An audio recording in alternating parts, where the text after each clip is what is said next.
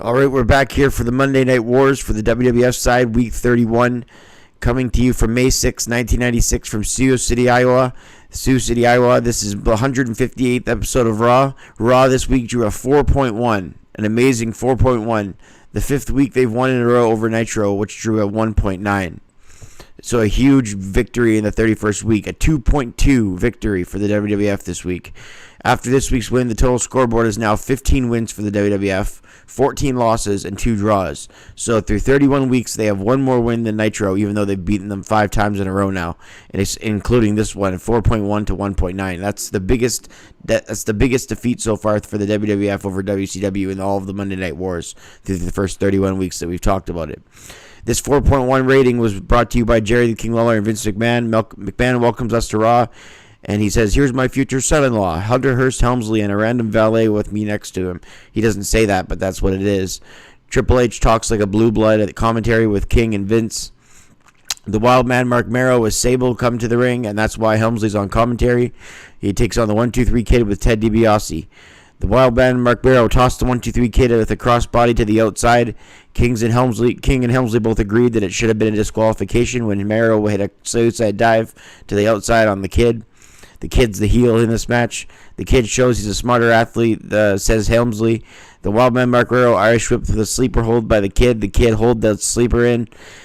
King says, "Look at Sable. Her expression never changes." And Helmsley said, "Trust me, King. I've made her expression change." The Kid is pleased with himself as he's got a sleeper locked in on Marrow. Marrow then drives a leg sweep. Kid back with a clothesline. A snapmare by the 1-2-3 Kid. An elbow by the wild man Mark Marrow. Another leg drop. Kid with a sleeper once again. The 1-2-3 Kid literally just sat with a headlock on Marrow for the majority of the match. Helmsley then stood up to get a reaction. A tilt-a-whirl neckbreaker by Marrow and a crossbody from the top to the canvas floor. The Kid sent to the ropes by Marrow in the end here. Marrow with a somersault plancha over the ropes to the floor. Helmsley distracted by the wild man and the 1-2-3 Kid with a suplex attempt, but Marrow landed on the 1-2-3 Kid and covered the Kid as he landed on him from up top. The wild man Mark Marrow is victorious at 9:54. I rated it 2 stars. DiBiase backstage with Austin, who's in a blue dress shirt and shades. DiBiase agreed to the Caribbean strap match only if he loses. The $1 Million Man, Savio Vega, has to be his personal chauffeur if he loses to Steve Austin in the Caribbean strap match at In Your House, Beware of Dog. Backstage, a woman talks about Sean being a homewrecker. Her face is blacked out, and she said she had an affair with Sean, and she's an old wrestler's wife. And Sean used her. McMahon says that package was sent in anonymously, and McMahon says, "Lord knows we would do anything for our television rating." He says that sarcastically, obviously directed towards Eric Bischoff and what he's said about Raw in recent weeks. Davey Boy Smith with Jim Cornette and Diana Smith take on Fatu. So right after the homewrecker, Sean is a homewrecker, they go back to Diana Smith and Davey Boy Smith. Diana Smith is on these Raws to build towards the feud with Shawn Michaels for Beware of Dog, to where Diana Smith says that Shawn tried to get with her. Davey Boy Smith looking to gain momentum for Beware of Dog as well with his match with Fatu. Pounding away on Fatu with a headbutt by the Bulldog. He lands groin first on the top rope. He gets up and does push-ups and a front handstand as the Bulldog, that little flip he does when he gets into action. Bulldog sends Fatu to the steps on the outside. Davey Boy Smith clobbering away on the neck of Fatu. Davey Boy Smith reverse Irish whipped Fatu and he crashes into the ring post. Bulldog stomps away on Fatu as Jim Cornette chokes Fatu on the canvas floor when the Diana is distracting the ref. All of a sudden, Fatu's family comes to the ring. I recognize Rosie on the right. They're both wearing shades. I recognize Rosie on the right, and it may be Umaga Jamal on the left. Not sure about him, but I did see Rosie. He has different hair if it was Jamal. What's interesting is Rosie looks exactly the same in 1996 as he does in 2005 when he tagged with the Hurricane. In the ring, the Bulldog clothesline Fatu over the ropes to the outside. Davey Boy Smith clotheslines Fatu in the end here, inside and out, and then a power slam by the Bulldog, giving him the win at 10:30. Decent Power Man match. I rated it 2 stars. Skip and Zip with Sunny versus Techno Team 2000. All the matches on Raw with a good chunk of time this episode. Harvey Whippleman comes out to take notes on the officiating. He's just in the entrance aisle writing notes, and King says, "Sure, the officiating has been horrible." And McMahon says, "You're talking about the officiating." Travis and Troy Techno Team 2000 with a double hip toss with the Skip and Zip. Sunny was with them, and Sunny got Sunny chants. They conduct an interview with the new Rockers backstage, and McMahon calls them cornballs. King goes, cornballs? Cornballs? I can't do King's voice. I can barely do McMahon's, but I attempt it. Skip and Zip with good tandem offense. Sunny screaming anytime Skip gets on the defensive. Well, that's her boyfriend, Chris Candido, the late Chris Candido. A high-risk maneuver backfired, says McMahon, as Troy of Techno Team 2000 bumped into the corner and Skip got the belly-belly suplex and a headlock. Zip tagged in and he yanks Troy's hair and applies an armbar. Snapshot vertical suplex by Zip to Troy, and he's dropped his head on the mat near the end here. Travis tagged in for the hot tag and takes down Skip with his power slam. Zip off the top of the crossbody, and Zip gets the pinfall at 9:15. I rated it at 2 stars and a quarter. Jim Cornette cuts a backstage promo saying that Vader is more than powerful than Yokozuna, and it's his time. Goldust and Marlena then come down to sit by Vince and the King for the main event. McMahon says he's not really looking forward to this. Goldust gets close to McMahon and starts to fondle his back, and he says, "All right, now stop it."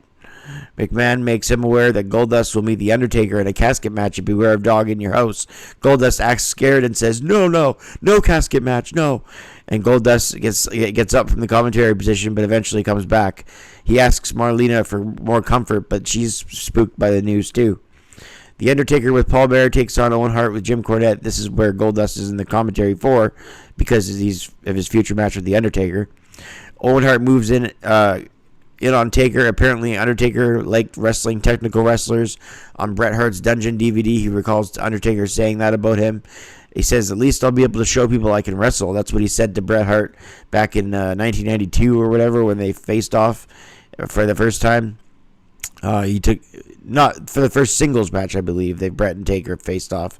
In Undertaker's debut, he fought Bret Hart, but that was in a Survivor Series tag match. But yeah, Undertaker, the moral of the story is he likes working with technical wrestlers because then he can show he's more than just a zombie and he can actually wrestle a decent match. So I'm sure he liked wrestling against Owen here, and he was sort of slowly coming out of the zombie match. The match with Diesel really started to open up things. He completely comes out of the zombie character when he wrestles Mankind at King of the Ring. So that's only a month or two after this. So the zombiness is starting to wear out a little bit. He was still a zombie-ish around the King of the Ring 96 versus Mankind, but he was a lot more quicker with his strikes in that time period. Undertaker trying to cut Owen down to size. The Undertaker's manager, Paul Bearer, then chased around by Goldust, who tries to take the urn. As Goldust on commentary said, "There are many things I'd like to do with the urn." Undertaker has no idea this is, and in my impressions, I try to sound like them a little bit, but I know I'm not doing a good job. I just have fun with that. Owen is working on Taker's legs, just like Bret Hart does when he faces him, tries to cut down the vertical base. Owen with a twisting the left angle of Undertaker. Owen with a standing torque of the ankle. Undertaker sells the leg. Owen Hart from up top hits a nice missile drop kick. Owen sets up the sharpshooter, but Owen Hart is grabbed by the throat mid sharpshooter, and Owen is then and then outside is fondled by Goldust as Owen Hart is trying to throw Undertaker back in the ring as they went to the outside after Taker grabbed him by the throat. Owen Hart then is fondled by Goldust a little bit, and Owen throws Taker back in the ring, and Undertaker hits the tombstone on Owen after he was fondled by Goldust. So Owen got distracted, and the Undertaker won at 9:15 after interference from Goldust. I rated the match 2.5 stars. A casket is then rolled out while Goldust is at ringside, and it's gold-plated. So it's gold-plated casket. Goldust sees the golden casket and runs away, and the Undertaker then poses next to the urn on his knee like this with Paul Bearer. The show closed with McMahon talking about next week, saying Michaels will take on Hunter Hearst Helmsley. Vader will be in action. I believe Vader will be in action with Duke the Dumpster Droese, and we'll hear more from this whole Bulldog Michaels situation next week. This episode I rated Raw. I rated it a 6 out of 10 because almost every match was in the 2-star category.